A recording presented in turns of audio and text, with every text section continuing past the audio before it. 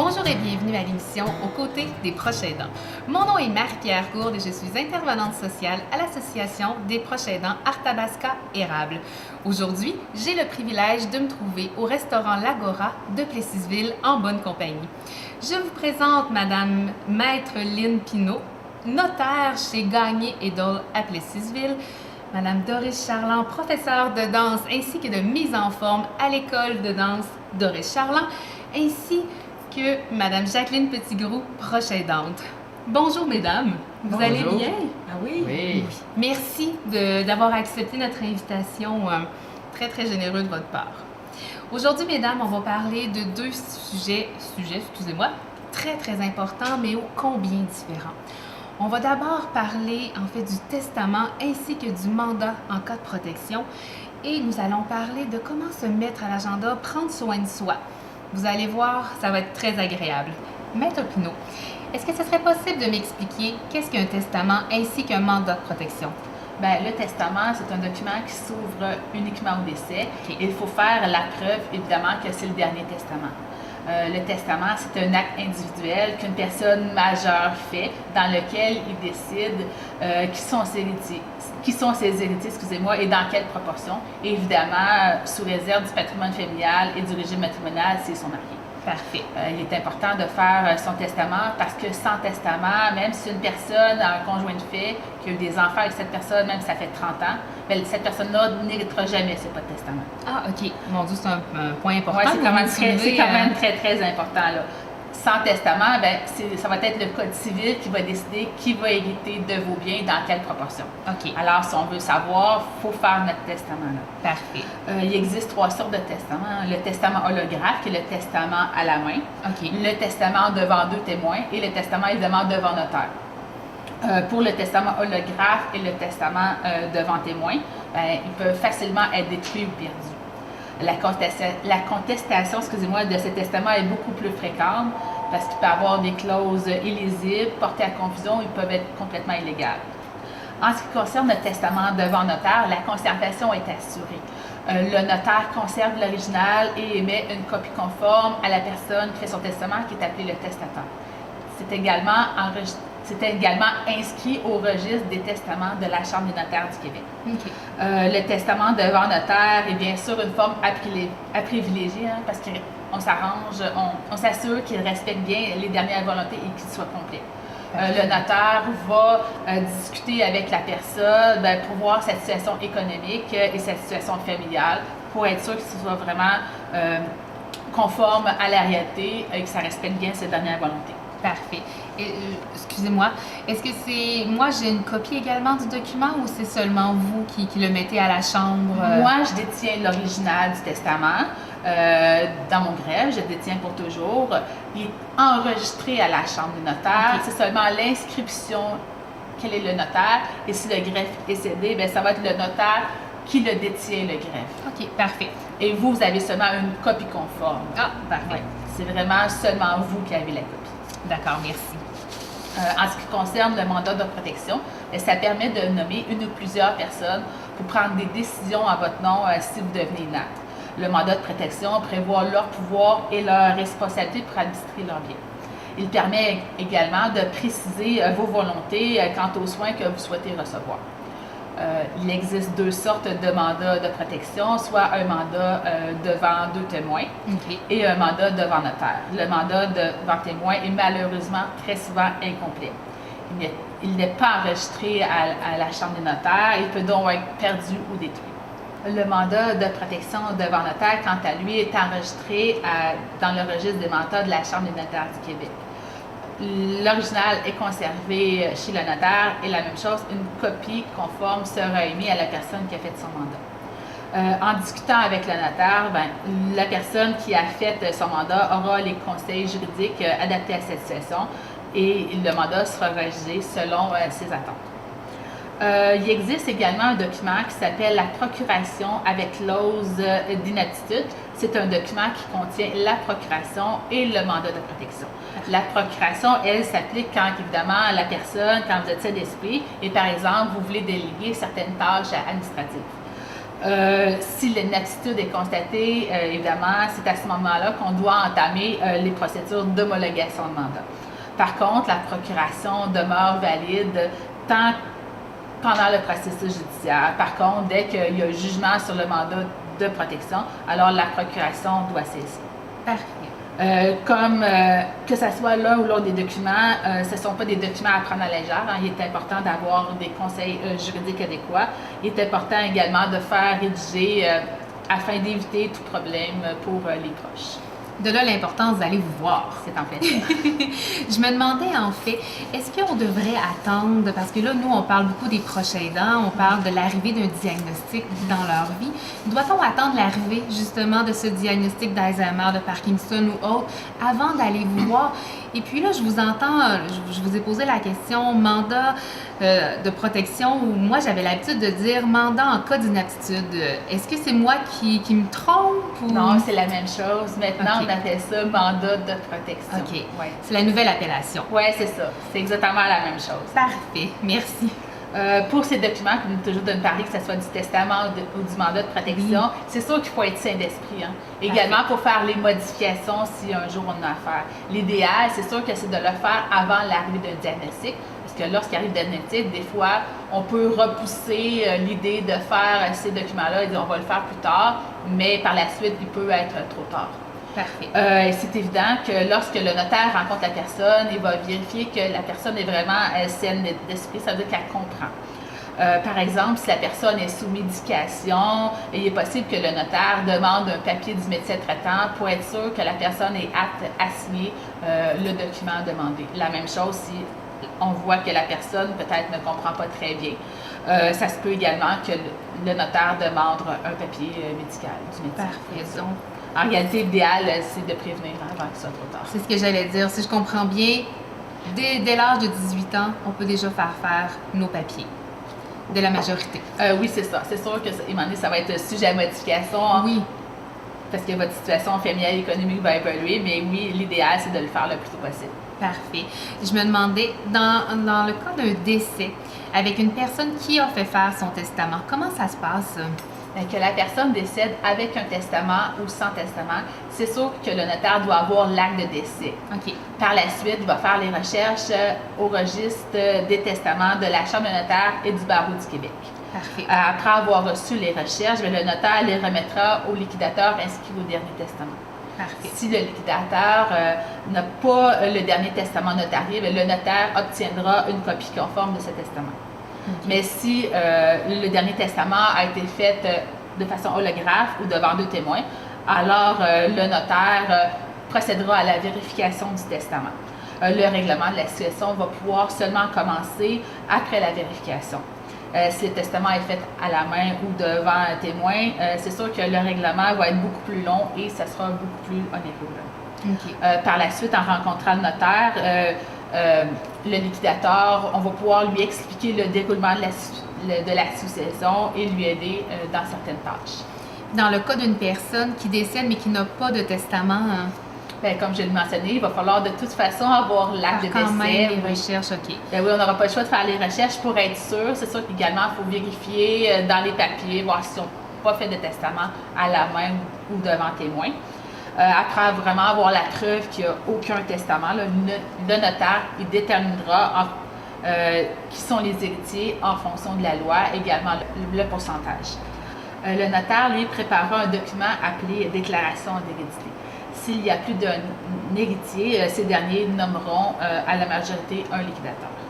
La plupart des institutions financières vont demander d'avoir un document qui appuie tout ce que je viens de dire. Parfait. Alors, les gens à la maison, on n'oublie pas, on fait faire son testament. C'est beaucoup plus facile pour la personne, pour les gens qui vont suivre là, suite à votre décès. Pour les gens qui auraient oublié l'importance de faire les démarches ou qui pensent justement les faire bientôt, peut-on faire le testament et le mandat de protection en une rencontre? Puis en même temps, je me demandais, j'imagine qu'il y a des documents que je dois fournir. Bien, normalement, on peut faire le testament et le mandat de protection en deux rencontres, mais la première rencontre, c'est la prise de renseignements. On discute avec la personne, voir c'est quoi ses besoins, sa situation. Et par la suite, la deuxième rencontre, ça va être l'explication et la signature avec le notaire. OK. C'est sûr qu'à la première rencontre, idéalement, si on y pense, il faudrait amener notre contrat de mariage ou notre jugement de divorce. Parfait. Si on l'oublie, c'est pas grave. Il va falloir l'amener de toute façon, par exemple. À la deuxième rencontre, alors là, c'est sûr qu'il faut amener nos pièces d'identité. Hein, on n'a pas le choix, c'est un règlement. Il faut vérifier l'identité de la personne. J'ai bien pensé à ça, justement. À la première rencontre, si la personne peut, si elle veut, là, amener une liste de questions pour être sûr de ne pas oublier. Des fois, on oublie, c'est un peu stressant de venir voir le notaire. Là. Vous allez voir, c'est pas si pire. Là. Également, on peut amener son ancien testament, son ancien mandat de protection, mais c'est pas nécessaire. Là. De toute façon, mais il est fort probable qu'on en rédige un autre ou on va complètement revoir la situation. Parfait. Mais je peux faire les deux documents en même temps. Hein? Oui, on peut les faire en même temps, il n'y a vraiment pas de problème. Puis s'il y a des personnes qui ont besoin sont à mobilité réduite, ben, moi, je me déplace, il n'y a vraiment pas de problème. Wow. Ouais, ça peut aider. Là. Des fois, il y a des personnes à l'hôpital où ils ne sont pas capables de se déplacer, il n'y a pas de problème. Là. Parfait. Merci infiniment d'avoir pris le temps de avoir bien expliqué, vulgarisé ce que c'est que de faire un testament et un mandat en cas de protection. Et j'imagine que, pour vous joindre, de quelle façon je peux le faire? Ben, nos bureaux sont situés à Plessisville. Hein? On est au 1574 avenue Saint-Édouard. Le numéro de téléphone, c'est dans le 819-362-3224. N'hésitez pas, si vous avez des questions ou si vous voulez prendre rendez-vous avec moi, ça me fera plaisir. Préparez-vous parce que ça se peut que vous soyez débordés au moment de la diffusion des émissions. Il n'y a vraiment pas de problème, là, je suis prête à ça. Mais merci beaucoup, Mme Pinault. Merci.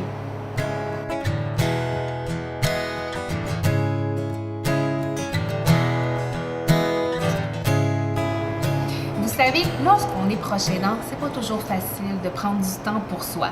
Et pourtant, c'est important de le faire. Mais comment faire? Aller chercher des outils. En fait, des fois, ça va nous aider lorsqu'il y a quelqu'un qui va nous donner un petit coup de pouce pour le faire. Et c'est un peu mon rôle aujourd'hui. Et c'est le rôle aussi que je me donne lorsque je travaille avec les proches aidants. Comment se mettre à l'agenda? C'est l'outil avec lequel on va travailler aujourd'hui.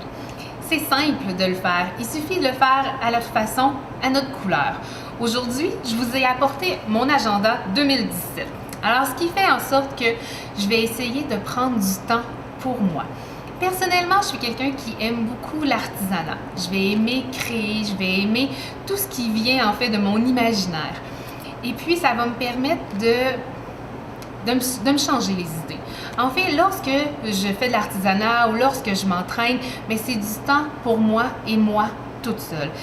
C'est ça en fait. Une personne proche aidante ne compte pas ses heures. Elle offre de son temps sans penser à ce qui est réellement important pour elle. Parce que quand on aime éperdument, mais c'est la même chose. Alors aujourd'hui, le défi que je vous donne, c'est de vous trouver quelque chose qui est important pour vous et qui vous fait du bien. Peu importe ce que c'est. Ça peut être d'aller prendre un café avec une amie. Ça peut être d'aller prendre une marche avec votre animal de compagnie. Ça peut être aussi de cuisiner, pas cuisiner le dîner, le souper que vous faites à tous les jours, mais de cuisiner quelque chose de particulier qui vous fait du bien, que vous aimez, votre sorte de biscuit qui est réconfortante pour vous. Ou même, ça peut être d'aller magasiner, ça peut être d'aller vous entraîner. Faites quelque chose qui vous fait du bien. Personnellement, j'aime aller m'entraîner. Je le fais parce que ça me permet de me changer les idées et cette heure-là que je prends dans ma journée, bon, des fois, j'avoue que j'y vais seulement 30 minutes, mais l'important, c'est d'y aller pour soi et pour les bonnes raisons. Moi, j'aime me retrouver avec mes écouteurs à l'oreille et de ne pas entendre de « ben Marie-Pierre », avec toutes les situations difficiles des fois que je peux entendre dans mon bureau ou dans ma vie privée. J'ai besoin de ce temps-là pour moi. Mais c'est ce que je vous souhaite. Mais comment le faire? Mais justement, c'est à partir d'un agenda, d'un calendrier. C'est de se trouver le bon moment pour vous.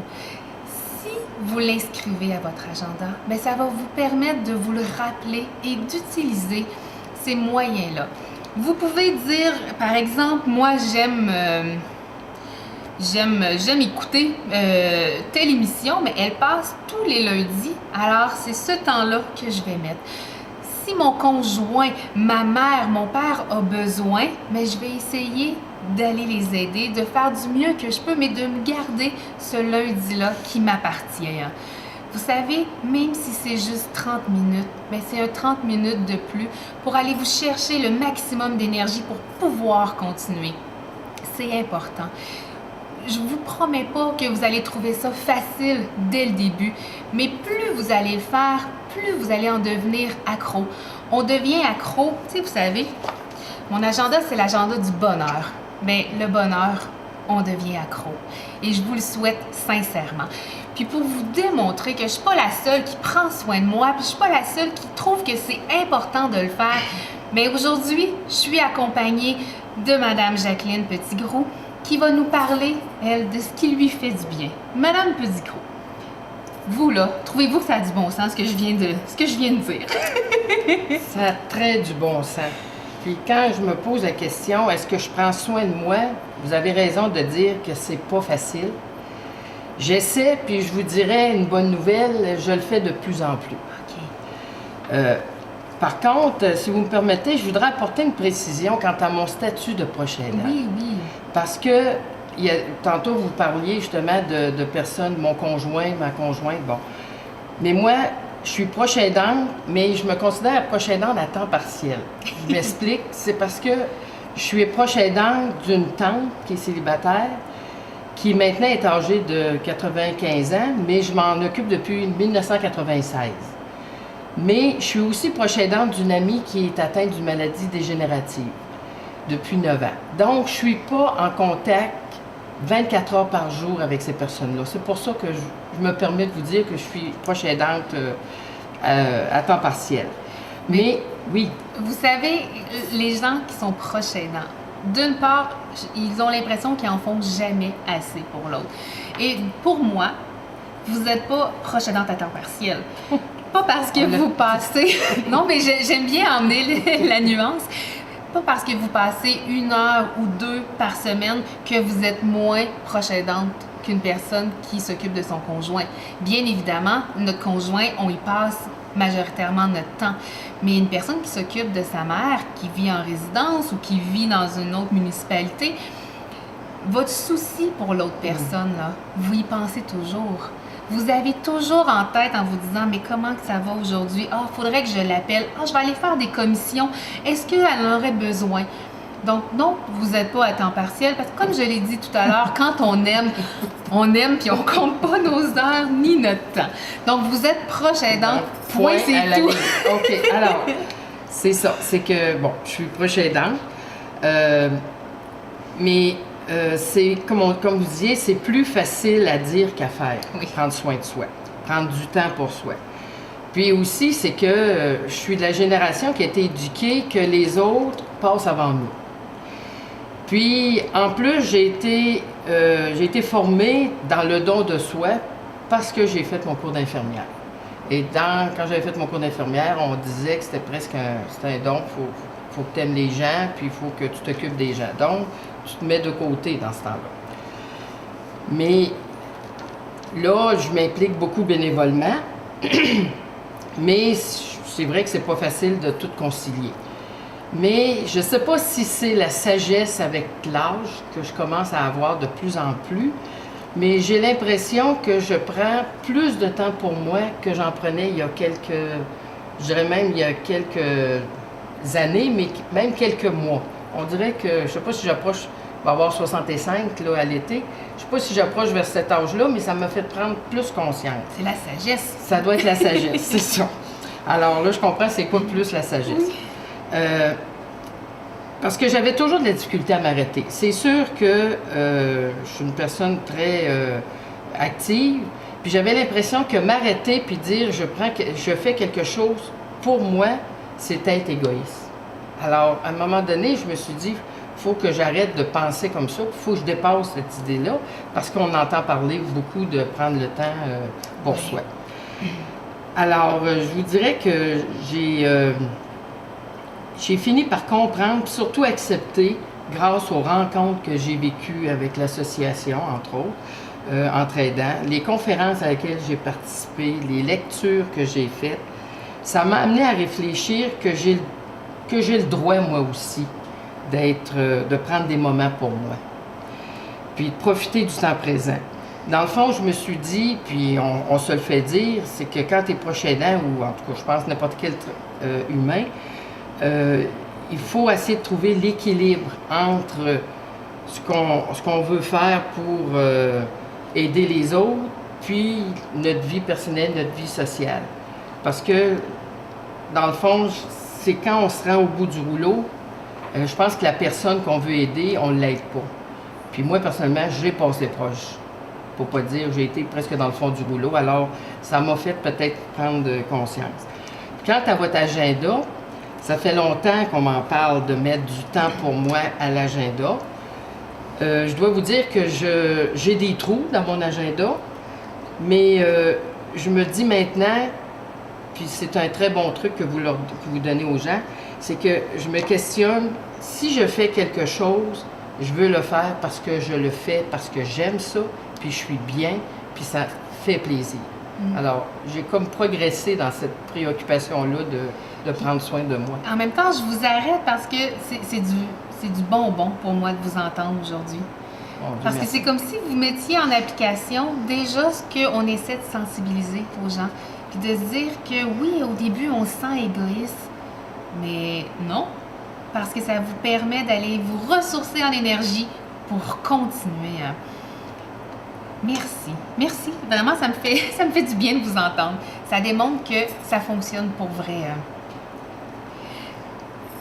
Dites-moi, là, vous m'avez parlé que vous vous impliquiez dans la communauté. Vous m'avez parlé que vous vous occupiez aussi là, des proches aidants, que vous êtes proche aidante de gens autour de vous, dans votre famille. Mais est-ce qu'il y a vraiment... Quels sont les éléments qui vous font du bien? Est-ce qu'il y a un sport ou une activité qui vous rejoint davantage? Bien, en fait, j'essaie de me fixer des petits objectifs, la première chose. Parce que souvent, on embarque dans un sport, puis on veut faire le... Mais il y a une activité que je fais depuis nombreuses années, puis là, je le fais encore plus dans un contexte de plaisir, là. C'est une fois par semaine, je veux faire du badminton. Alors ça, c'est à mon agenda. Je suis fière de vous. C'est sûr que je fais un petit peu de vélo, un petit peu de raquette, un petit peu de marche. Bon, c'est tout un petit peu. Bon. Je vais faire de la lecture, je vais jouer sur la tablette de temps en temps ou à des jeux. À un moment donné, je vais faire du magasinage. Au début, avec mon ami comme avec ma tante, j'allais magasiner, on magasinait ensemble. Bon. Mais là, vu leurs conditions, ça s'est détérioré. Ma tante est maintenant au CHSLD. Quand je fais du magasinage, j'en fais soit pour eux autres, mais quand j'en fais pour moi aussi. C'est-à-dire pas les deux en même temps. Quand j'en fais pour moi. Bon, je vais faire l'été, je vais faire un petit peu de jardinage. Mais il y a quelque chose que je fais que je voudrais vous parler, c'est je fais de la piscine. Bon, là, j'ai commencé à en faire tous les mardis, qui est encore à l'agenda. C'est 1h15 à peu près, je pense, au centre sportif à Princeville. Mais là, j'en fais, en tout cas, au moins une demi-heure. Une bonne demi-heure. Bon. Alors, tu sais, je me dis, puis il y a certains plaisirs, puis je me dis, je le fais pour moi, ça. Mais l'été, j'ai une piscine à la maison, puis je fais un petit peu d'aquaforme. Ce que j'ai réalisé avec ce que je vous ai dit tantôt, c'est qu'avant, je faisais un peu mon aquaforme, je sortais de la piscine, je m'essuyais, puis je retournais dans mes occupations. Maintenant, j'ai réalisé quelque chose. Je fais mon aquaforme, puis quand je fais l'aquaforme, maintenant, j'en fais parce que j'aime ça. Et après ça, je sors de la piscine, je m'essuie, mais je prends mon temps. Je reste au soleil. Quand il n'y a pas de soleil, bien, je reste plus dans la serviette. Je sors de l'eau, je m'essuie, je reste dehors. Des fois, je vais pour goûter, tu sais, la chaleur réconfortante de l'été. Je suis vraiment contente. Vraiment, là, les exemples que vous donnez là, sont parfaits. Puis ce qui est encore mieux, là, c'est que là, vous nous avez parlé de l'importance de l'exercice physique dans votre vie. Et j'ai justement avec nous aujourd'hui Madame Doris Charland. Est-ce que vous l'avez déjà rencontrée? Pas eu l'occasion. Je suis contente de vous la présenter. Madame Charland, vous, en fait, vous êtes propriétaire de l'école de danse Doris Charland et vous faites également de la mise en forme. Oui. C'est bien ça? En fait, dites-moi, quels sont les bienfaits de l'entraînement? Bien, le bienfait, c'est plusieurs personnes souvent vivent des gros stress, puis on vit dans une société de stress, de vitesse, tout va vite, on ne prend pas le temps de respirer. Faire de l'exercice, à quelque part, c'est comme un moteur qu'on doit se donner comme du gaz à quelque part pour vivre à chaque jour, parce qu'aujourd'hui, on est dans une société, comme je vous dis, qui va très rapide. L'exercice, pour moi, c'est une évacuation. Moi, ça fait depuis l'âge de 9 ans que je danse, puis j'en ai 51. Puis toute la vie, ma vie à moi, c'est faite dans l'exercice, dans la danse.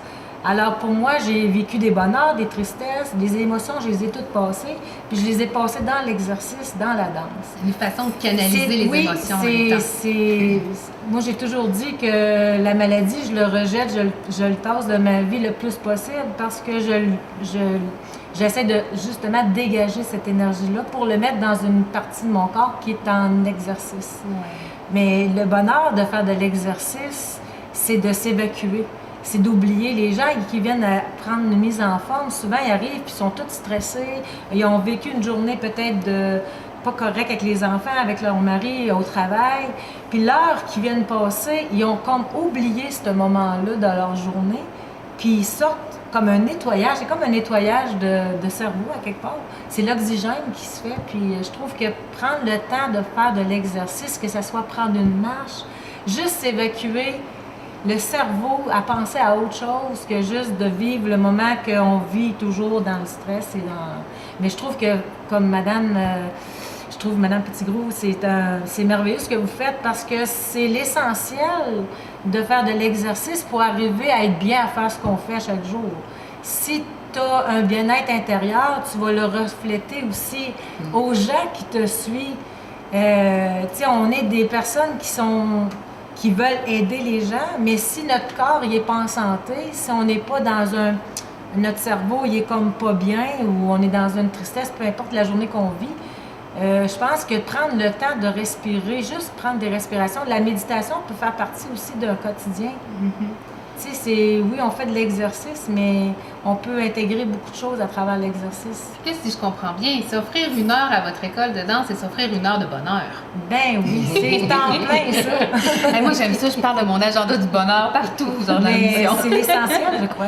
Oui, mais dans le cas d'une personne proche aidante qui s'occupe d'une personne soit avec différentes atteintes, comme on a vu, est-ce que c'est possible de l'intégrer dans sa vie, l'exercice C'est physique? sûr qu'il y a des gens qui sont vraiment hypothéqués à quelque part pour au niveau proche aidant, quand on a comme soit les parents ou quelqu'un qui est vraiment un mari ou un enfant. Ça peut demande être quand un même enfant. plus de temps, je comprends. C'est des 24 heures souvent qui ont à s'occuper de ces gens-là. Dans 24 heures, c'est sûr qu'à un moment donné, il faut qu'on dort. Puis le reste du temps, il faut qu'on s'occupe de ces gens-là. Le peu de temps qui reste dans la journée, c'est sûr que le quotidien, le ménage et tout, faire la bouffe et en tout cas, peu importe. Mais je pense que ça peut être un petit 5-10 minutes dans une journée si vous avez besoin d'informations parce que je sais qu'à cette heure, tout le monde va sur Internet, on va voir les exercices, sauf que savoir comment bouger, parce que chaque personne, c'est individuel, c'est des cas par cas. On ne sait pas notre corps peut être capable de faire comme exercice. Si une personne veut commencer à faire de l'exercice physique du jour au lendemain, ça se peut que ça ne soit pas approprié pour eux. Il faut qu'il y ait une personne attitrée pour voir qu'est-ce qu'ils peuvent faire et ne pas faire. Les articulations sont différentes pour chaque être humain. Moi, je suis faite d'une façon, mais quand j'enseigne l'exercice, j'essaie de mettre dans la peau de l'autre personne parce que je ne peux pas lui dire de toucher à terre si elle n'est pas capable de toucher à terre. Il faut que j'essaie d'y montrer comment elle peut le faire. Alors, on a tous besoin à quelque part, un coach, une personne pour lui dire ça c'est bon pour toi, ça c'est pas bon pour toi. Parce que c'est trop facile aujourd'hui, on rouvre Internet, puis tout est écrit, tout est visuel, sauf que est-ce qu'on est capable de faire ça? C'est la question qu'il faut se poser. Parce que c'est vraiment un accompagnement, j'imagine, que vous pouvez faire avec la personne. Moi, je peux aider les gens, je peux faire du domicile, il n'y a pas de problème. Oh, wow! Je veux dire, c'est sûr qu'on a tout un prix à payer pour ça, mais sauf que le prix à payer, si tu peux avoir le bonheur de le faire à la maison, tu peux te dire, je pars bien. C'est de partir bien. Oui, Un tout à coup, fait. c'est bien parti, puis il reste juste à faire un genre de visuel de temps en temps, un petit Puis en retour même à- temps, de savoir qu'on peut le faire avec la personne qu'on aide, ça devient une belle activité à faire Et voilà. à deux. C'est rassurant, je suis pas inquiète parce que la personne ça. est là, et en même temps, je prends soin de moi. Mais tu sais, ça peut être des choses qui sont accompagnateurs, comme les proches aidants, ils peuvent avoir à un moment donné à leur offrir aussi quelque chose de similaire sans que ça soit identique. Ouais. Mais ça peut être avec une balle molle, faire des articulations, travailler les articulations, je pense que c'est la partie la plus importante du corps humain. Puis plus qu'on vieillit, plus que ça s'ankylose. Alors, il faut bouger. Les gens, ils pensent qu'on vient au monde souple. Et les Parce qu'ils ont enfants... oublié de mon côté. Mais je vois des enfants qui ont 3, 4 ans, 5 ans, puis il y en a qui sont raides. Il y en a d'autres qui sont super souples. Mais ça, les articulations sont différentes pour chacun. Mais si la personne est souple au début de sa vie, puis après 50 années de fait, elle n'a jamais fait de l'exercice, c'est sûr qu'elle ne sera pas aussi souple qu'avant.